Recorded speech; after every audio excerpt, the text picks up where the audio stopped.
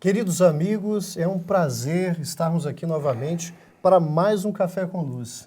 Esse espaço onde a gente tem a oportunidade de tratar e de falar de maneira informal, descontraída, da nossa essencialidade, de quem nós somos, não apenas a nossa realidade material, falarmos de espiritualidade através de um bate-papo informal, tomando um cafezinho, batendo o dedinho de prosa, uma conversa gostosa com convidados amigos.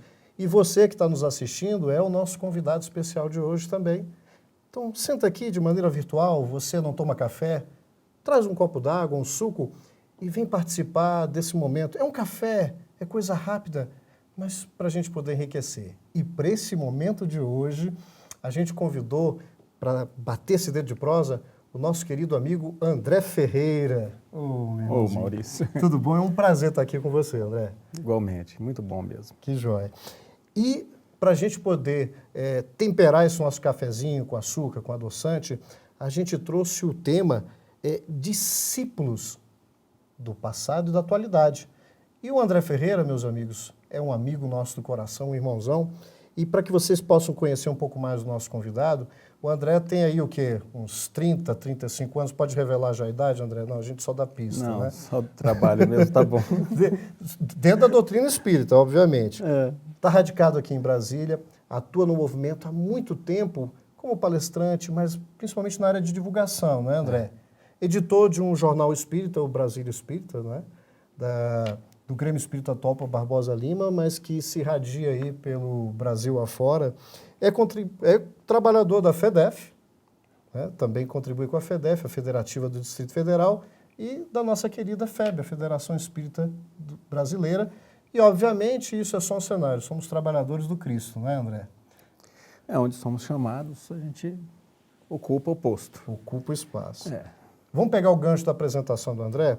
André, então a gente estava falando de discípulos, que vai ser o nosso bate-papo. Eu estou aqui com a cola, e a primeira provocação para que a gente possa trocar essa ideia com os nossos telespectadores é uma passagem que está em Mateus, também tem no Evangelho de Marcos, no Evangelho de Lucas, onde Jesus faz o seguinte, eu vou pedir permissão para ler para vocês, amigos. No capítulo 16, versículo 24, olha só o que Jesus fala. Olha, então Jesus disse aos seus discípulos, se alguém quer vir após a mim, negue a si mesmo e tome a sua cruz e siga-me. Jesus faz um convite para quem quer ser seu discípulo. Tem algum problema nessa tradução, André? Essa história de pegar a cruz, não está muito sofrida essa história, não? Será que não bastou o sofrimento dele? Será que a gente tem que passar por isso? Começa com a gente aí. Considerarmos o que é necessário para seguir o Cristo. Qual é o requisito? O que se esperava naquela época? Cada um tinha sua profissão, cada um dos apóstolos, dos seguidores, mas cada um deles teve que tomar uma decisão. E essa decisão, muitas vezes, leva a uma mudança de vida que pede o desafio de ou contrariar situações, ou de abandonar, afastar-se da família, ou do grupo de convivência, ou até mesmo deixar a profissão que exercia. Então, eram decisões fortes para o momento. Eles tinham que ter coragem, talvez coragem seja aí a palavra de destaque. O que era necessário ter coragem para seguir o Cristo, compreender a sua mensagem e, uma vez compreendida, como algo que o completasse tão profundamente que mudasse a razão da vida. Eles então seguiram e foram atrás daquilo que era a luz de suas vidas, o Cristo, Jesus. A gente fica pensando, André, que o cenário da época, se a gente conseguir voltar um pouquinho sem se alongar, era um cenário, a cultura hebraica da época, e era uma cultura que Jesus procurou não os sábios da época, porque ele queria discípulos. E o que era? Um mestre, numa tradução que nós temos até hoje, hoje a gente fala menos discípulo, talvez, usamos mais a figura do aprendiz, aquele que segue o mestre. Palavras. Mas seguir um mestre naquela época era seguir mesmo, você colocou bem, talvez fosse abandonar. Mas interessante que Jesus coloca aqui que pegue a sua cruz. nós ainda não tínhamos aí nem o anúncio dele do martírio na crucificação, mas a crucificação já existia. Então ele usa um símbolo forte, porque a crucificação ele não era apenas um símbolo de pena de morte dura, era uma pena de morte ultrajante, reservada a bandidos. Humilhante. Mais humilhante que seja. Então, quando Jesus disse que teria que pegar a cruz, ele quebra um paradigma. Ou seja, o discípulo, o que eram os doutores da lei, a carreira ascensional, ele subverte essa ordem e sinaliza momentos de sofrimento. E a história não foi mais ou menos assim com eles, André? Por isso a coragem, né? Mas com relação também aos doutores da lei, Jesus não encontraria neles o outro elemento importante, outro fator importante, que é a boa vontade. Então, ele sabia que neles ele encontraria aqueles questionadores, mas não dispostos a segui-lo, mas a detratá-lo, a analisar o seu pensamento, sem o interesse real de segui-lo.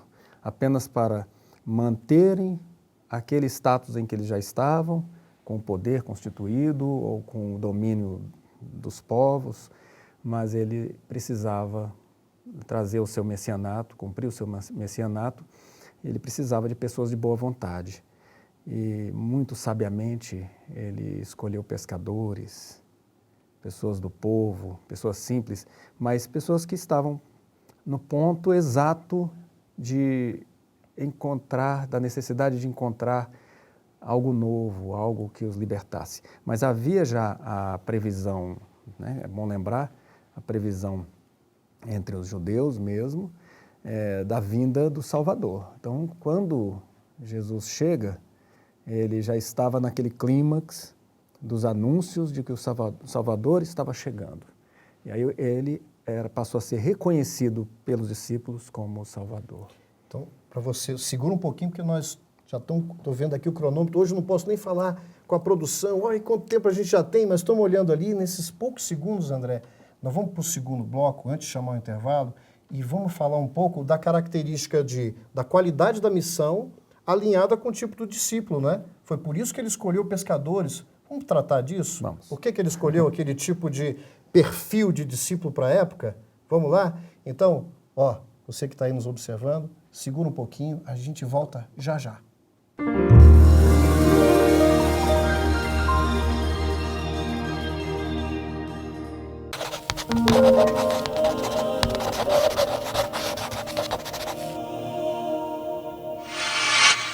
Lembra-te assim, Chorei e guardei a verdade não é permitas que o veneno da condenação o amor é a te própria assome a boca. doente. Chorei ao Amas desta forma.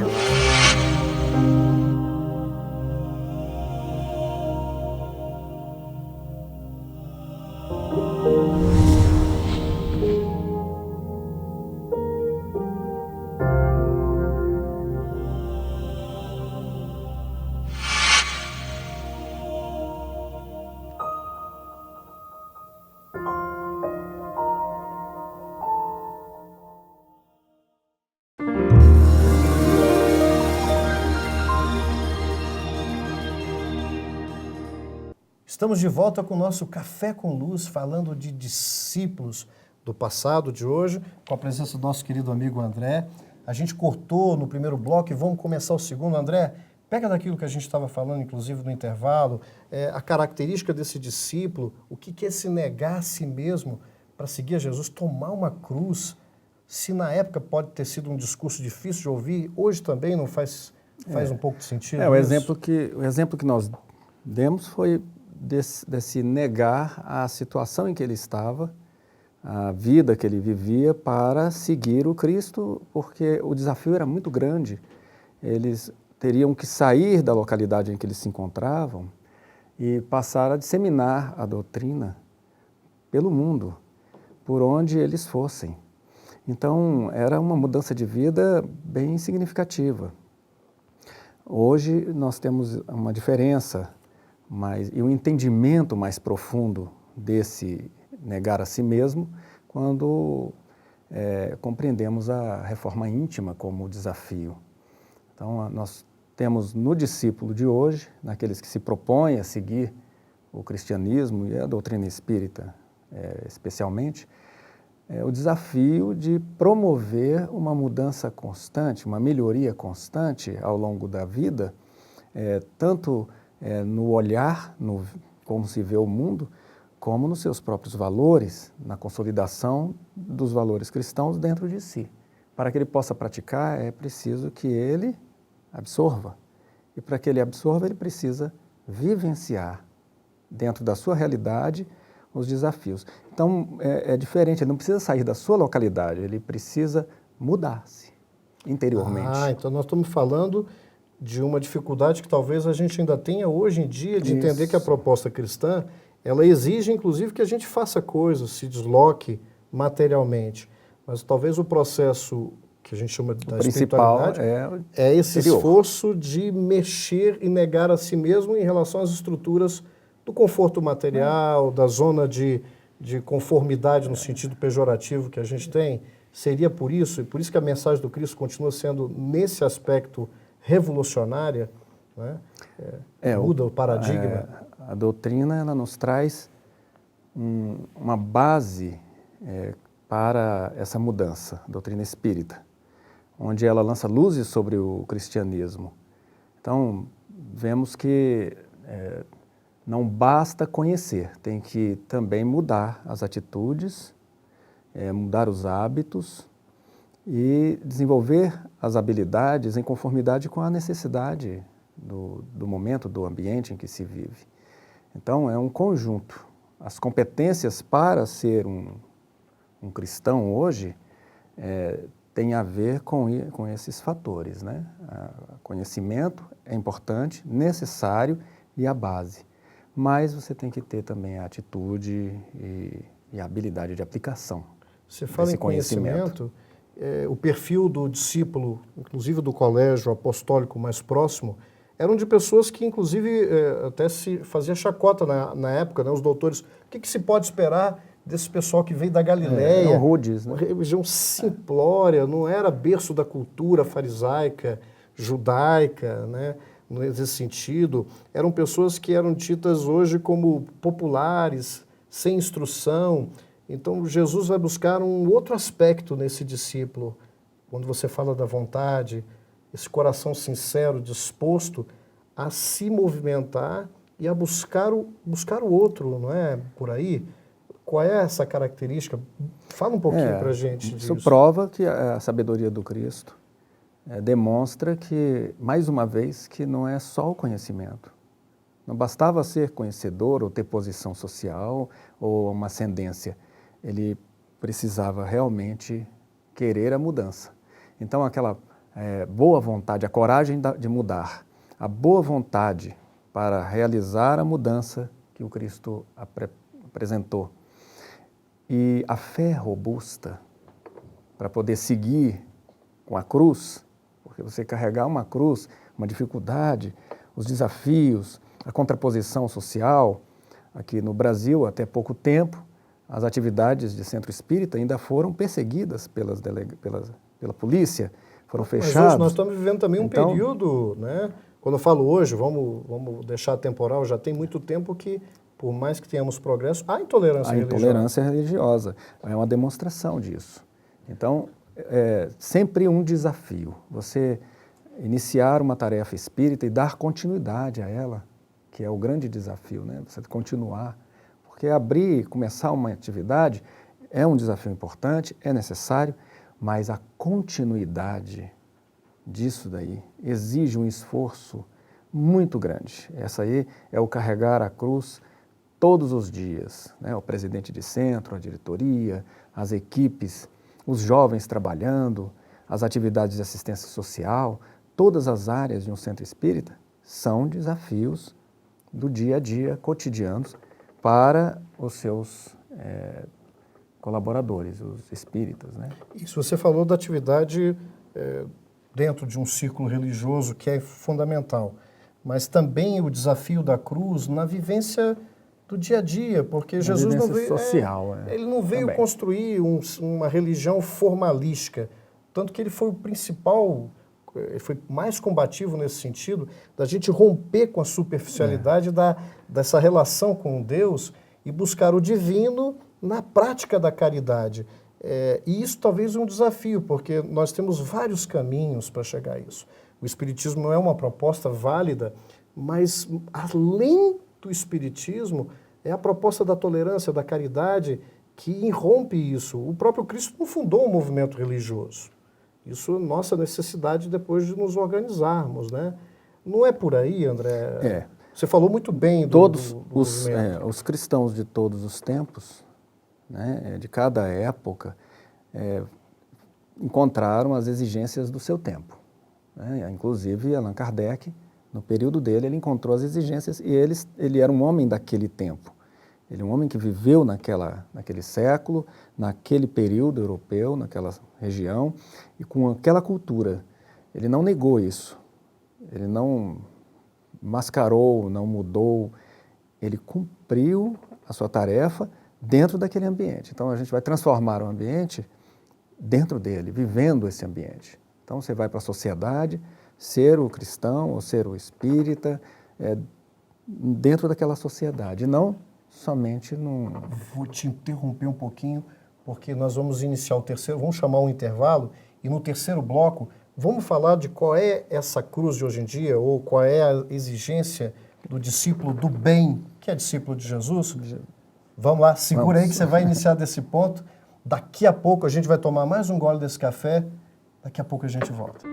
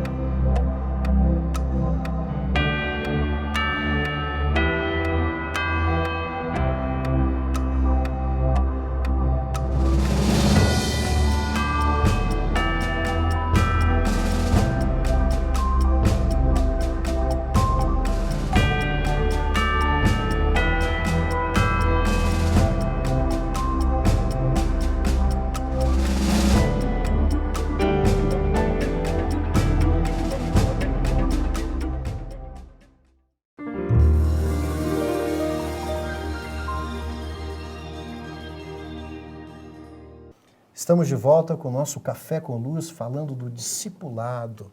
O que é ser discípulo do bem, no caso, discípulo de Jesus, o que foi no passado, o que é no presente, com o nosso amigo André Ferreira.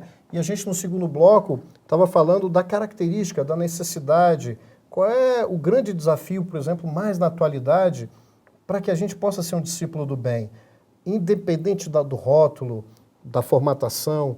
E aí, André, se você nos permite, a gente vai pegar lá da doutrina espírita, lá com Kardec, vamos pegar e vamos falar aqui da missão dos espíritas, que é a missão do homem de bem. Olha só a resposta que os espíritos deram a Kardec quando ele fala dessa característica. Comenta pra gente, olha só. Vou ler para você, meu amigo. Reconhecê-los-eis, ou seja, os discípulos, né, da atualidade, pelos princípios da verdadeira caridade, que eles ensinarão e praticarão. O ensino e a prática. Reconhecê-los-eis pelo número de aflitos a que levem consolo. Reconhecê-los-eis pelo seu amor ao próximo, pela sua abnegação, pelo seu desinteresse pessoal. Reconhecê-los-eis, finalmente, pelo triunfo de seus princípios, porque Deus quer o triunfo de sua lei, os que seguem sua lei. Esses são os escolhidos, e ele lhes dará a vitória. Mas ele destruirá aqueles que falseiam o espírito dessa lei e fazem dela degrau para contentar sua vaidade e sua ambição. Isso aqui são palavras do Erasto, na codificação. Tem muita coisa aqui, André? Bom, nós falamos dos requisitos. Vamos lembrar a coragem, abnegação, a boa vontade e também agora o amor, né? A fé robusta e o amor. O amor seria o o fator preponderante, necessário para o bom cristão, para o bom espírita. Mas ele é desafiado constantemente à reforma íntima. Então, quando nós encontramos um trabalhador abnegado, dedicado, e se ele se destaca principalmente, começamos a rotulá-lo, a criar uma imagem de uma quase perfeição dele, a cobrar dele uma perfeição. Mas somos todos ainda imperfeitos na terra, porque perfeito, que se sabe, foi o Cristo que aqui passou. Todos nós trazemos ainda um pouco da sombra e da luz que conquistamos ao longo das eras. E o desafio desse cristão é dar ênfase à luz, fazer o esforço da caridade, da reforma íntima, da aplicação do amor. Então, é o que a mensagem nos pede, né? Quer dizer, sem isso você não vai avançar. Não é mais e ele alerta superficial. aqueles que não tiverem esse fator principal, eles sofrerão. Sofrerão porque não alcançarão os estágios necessários da própria evolução espiritual. Então não adianta querer evoluir só com uma asa, né? Querer voar só com uma asa. Passarinho que voa com asa só. Você tem que ter as duas asas. E lembrando que passarinho, antes de voar, ele tem que andar. Tem que andar. Então não dá para exigir tudo de uma vez. Vem aos poucos, né? Então o trabalho,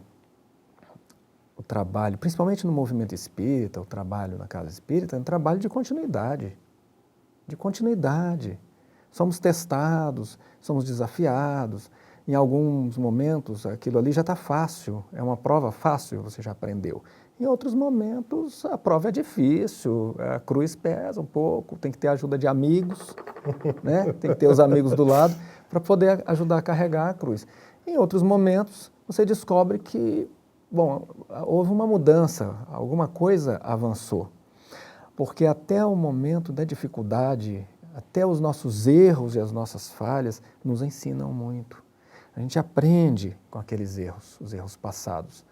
E a misericórdia divina é tão grande que nos permite, pela intuição, pela percepção, sabermos quem nós somos. Lá no fundo nós sabemos quem nós somos. Se nós somos realmente bons, dedicados, ou se ainda precisamos trabalhar isso tudo conosco. Então, o discípulo do Cristo, em todas as épocas, em todos os momentos, é aquele que se trabalha trabalhando. Trabalhando. Junto na vida de trabalhando. relação. É uma boa ensinar e aprender na amorosidade. Na amorosidade. E a caridade é o campo vasto do nosso crescimento. Se soubermos utilizá-la, avançamos mais. Agora, só a caridade dedicada, sem cuidarmos do nosso interior, a caridade conosco, nós corremos riscos. Nós lembramos do ensinamento do irmão Jacó. Foi muito um trabalhador dedicado, de afinco, fez grandes coisas, realizou muito, mas sentiu-se frustrado por faltar-lhe a luz que ele pensava que tinha conquistado, mas não tinha conquistado ainda. Construiu então, fora, mas não construiu... Tinha que construir dentro, né? Nos livros aí, a gente estuda aí o alerta para não sermos caridosos sem reforma íntima. Precisamos cuidar da reforma íntima. E lembrando também que todos nós somos divulgadores do bem. Onde estivermos, nós somos a referência do bem, ou podemos ser. Quando você adentra uma instituição, então, espírita, aí pronto, você já está vestindo aquela túnica de compromisso com o bem. E aí é uma responsabilidade de cumprir. Aí é vivência mesmo, a vivência exemplificação. Mesmo. Tem que buscar. Agora, no mundo, somos convidados a exercitar o bem constantemente, porque somos divulgadores de uma causa maior, de uma causa do Cristo, não do Cristo, de Jesus, mas somos divulgadores do bem que Ele trouxe, do ensinamento que Ele trouxe, da mensagem de amor, de caridade, de evolução que Ele trouxe para todos nós. E Allan Kardec, para os nossos corações é o complemento disso tudo, da mensagem do Cristo. É a orientação afinada daquilo que o Cristo queria passar naquela época, mas que não tínhamos maturidade para entender, e agora temos Allan Kardec e o Cristo acima de tudo. André, a gente vai agradecer de todo o coração essa tua fala amorosa e para a gente aproveitar esses poucos segundos, eu estou olhando para cima, porque agora tem um letreiro, um contador, uma beleza, a gente vê o tempo e a gente vai deixar um beijo no coração de todos. E lembrando de uma frase muito bonita que tem na música do Movimento Espírita, para ficar no coração de vocês. Fica sempre um pouco de perfume das mãos que oferecem rosas, das mãos que sabem ser generosas. Um beijo no coração de todos. Obrigado, André.